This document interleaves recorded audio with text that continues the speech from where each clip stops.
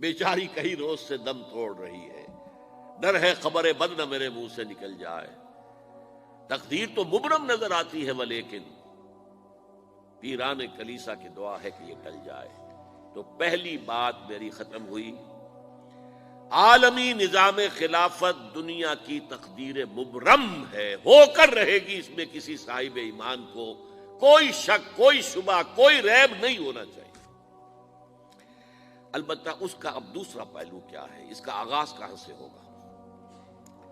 پہلی بات تو یہ، ہمارے بعض لوگوں کے ذہنوں میں، سادہ دل لوگ وہ سمجھتے ہیں کہ پوری دنیا میں ایک ہی دفعہ آ جانی چاہیے،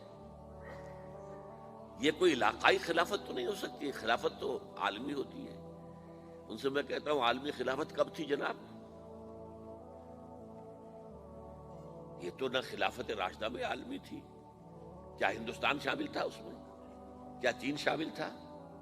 کیا یورپ شامل تھا؟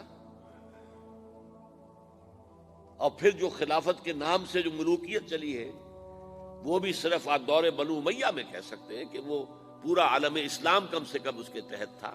بعد میں خلافت عباس، بنو عباس میں اور فاطمیین کی خلافت میں اور آل عثمان جو ہیں آٹومان ٹرکس کی خلافت میں ٹکڑے تھے، حصے بکھرے تھے، کوئی مانتا تھا کوئی نہیں مانتا تھا۔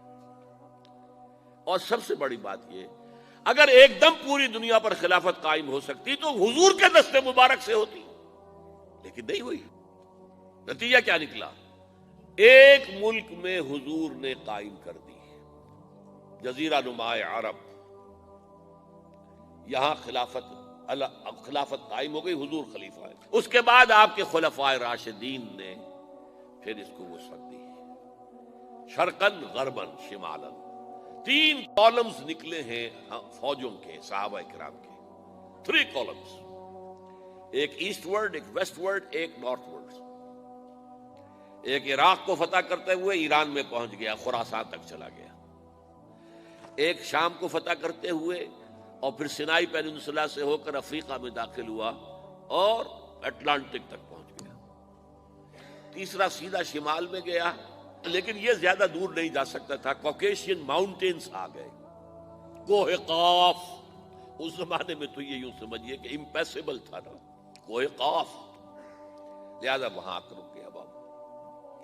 اب بھی یہ ہوگا کسی ایک جگہ سے شروع ہوگا پھر پھیلے گا، اس کے سوا کوئی چارہ کار ہے ہی نہیں۔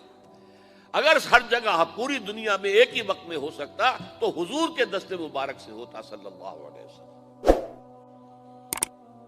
اب وہ نقطہ کون سا ہوگا، نقطہ آغاز کون سا ہوگا؟ اس میں پہلی بات تو میں نے کہا جو شک کرے گا اس کا پھر ایمان مشکوک ہے، ہوگا، لازماً ہوگا، گلوبل ہوگا، پوری دنیا میں ہوگا۔ کہاں سے شروع ہوگا اس میں آپ اختلاف کر سکتے ہیں، لیکن مجھے تو 2 حدیثیں تو ملی ہیں جن سے یہ اندازہ ہوتا ہے کہ یہ اس مشرقی خطے سے ہوگا، عرب کے مشرق کی جانب کسی ملک سے ہوگا، کسی خطے سے ہوگا۔ وہ حدیثیں بھی اب آپ پڑھ لیجیے پہلے، پھر میں کہہ رہا ہوں یہ خزانہ ہے جو ہم نے آپ کی خدمت میں پیش کیا ہے، کاش کہ آپ اس کی قدر کر سکیں، یہ حدیثیں آپ کو ازبر ہو جائیں، یاد ہو جائیں، لوح قلب پر نقش ہو جائیں۔ ہندوستان اور خراسان یعنی موجودہ افغانستان کا ذکر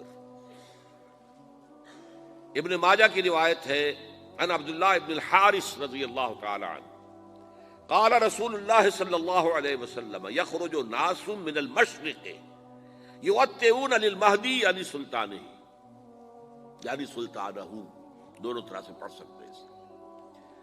حضرت عبداللہ ابن حارث فرماتے ہیں رضی اللہ تعالی عنہ کہ حضور نے ارشاد فرمایا مشرق کی طرف سے وہ فوجیں نکلیں گی، لوگ آئیں گے جو عرب میں مہدی کی حکومت قائم کریں گے۔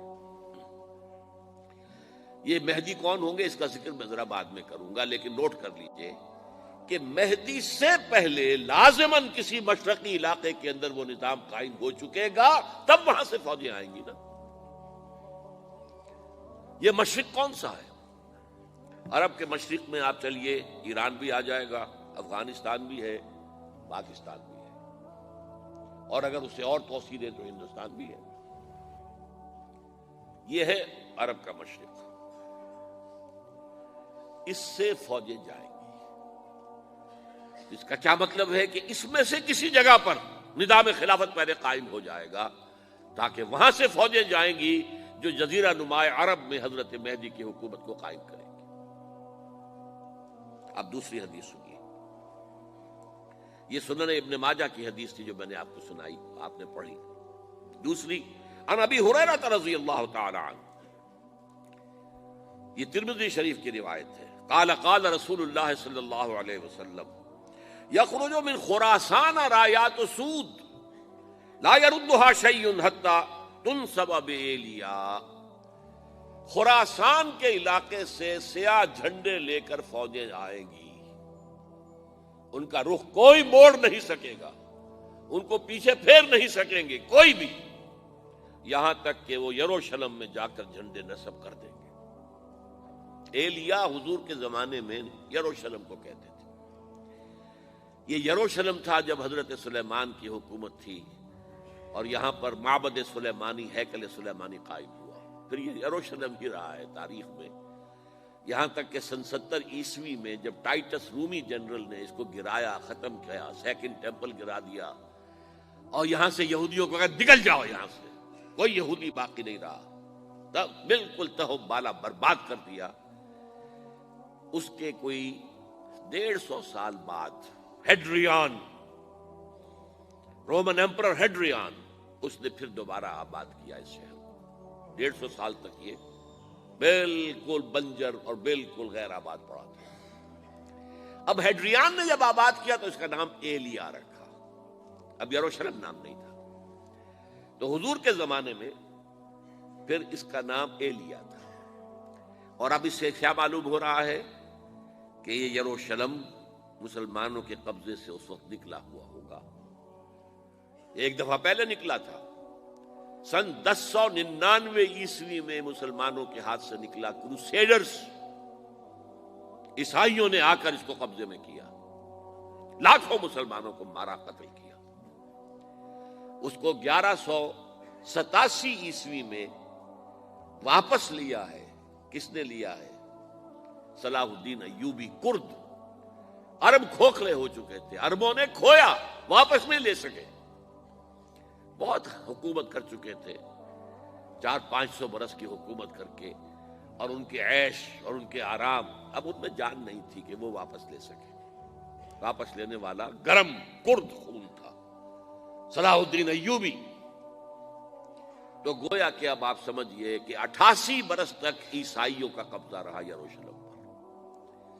اب 1967 میں یہودیوں نے قبضہ کیا ہے، اور اب 38 برس تو ہو گئے، 88 نہیں تو 38 برس تو ہو گئے ہیں، لیکن وہ دور آئے گا کہ اب پھر لیں گے، لینے والے عرب بھی نہیں ہوں گے، خراسان کے علاقے سے فوجیں آئیں گی۔ یہ خراسان کیا تھا؟ ایلیا تو میں نے آپ کو بتا دیا، یروشلم کا نام ہے۔ خراسان اس زمانے میں ایک بہت بڑے ملک کو کہتے تھے، کچھ حصہ پاکستان کا بھی اس میں شامل ہے، کچھ حصہ ایران کا بھی ہے۔ ایران کے اس حصے کو اب بھی خراسان کہتے ہیں، وہ ایک صوبہ ہے۔ خراسان ایک صوبہ ہے ایران کا، چھوٹا سا۔ پاکستان میں خاص طور پر یہ جو علاقہ مالاکنڈ ایجنسی کہلاتی ہے، اس سے اوپر جتنا علاقہ ہے، اور یہ جو واخان کی ایک پٹی آتی ہے اوپر، واخان افغانستان کی ایک پٹی سی دم سی چلی آتی ہے جو جا کر چائنا کی سرحد سے مل جاتی ہے، یہاں سے لے کے یہاں تک یہ جو مالاکنڈ کا وہ درہ ہے اور پہاڑ ہے، یہ بھی خراسان کا حصہ ہے۔ باقی تقریباً 2/3 آف افغانستان ساؤدرن حصہ نہیں ہے خراسان کا حصہ، یہ سیستان کہلاتا تھا، یہ خراسان نہیں ہے۔ لیکن یہ کہ اوپر کا 2/3 آف افغانستان، اور اس کے ساتھ یہ جو عرب، جو اب یہ ترک ممالک آزاد ہوئے ہیں سوویت یونین کی ڈسولوشن کے ساتھ، یہ سارا علاقہ کہلاتا ہے خراسان بزرگ، دی گریٹ خراسان۔ ہماری آج کی اس ویڈیو کو آپ نے شیئر ضرور کرنا ہے۔ پیارے بھائیوں، ہم یہ امید کرتے ہیں کہ آپ کو ہماری آج کی یہ ویڈیو ضرور پسند آئی ہوگی۔ اگر آپ کو ہماری آج کی یہ ویڈیو پسند آئی ہے تو آپ سے گزارش کرتے ہیں کہ آپ ہمارے چینل کو ضرور سبسکرائب کر لیں، اور ساتھ ہی لگے بیل کے بٹن کو بھی پریس کر لیں، تاکہ آپ کے پاس हमारी आने वाली मजीद मालूमाती वीडियोस का नोटिफिकेशन बर वक्त मिलता रहे। सब्सक्राइब के साथ साथ हमारी वीडियोस को लाइक भी करें और अपनी कीमती राय का इजहार कमेंट्स में जरूर करें। कमेंट्स में आप अपने सवालात भी हम तक पहुंचा सकते हैं। अल्लाह ताला आपको अपने हिफ्ज़-ओ-अमान में रखे। आमीन।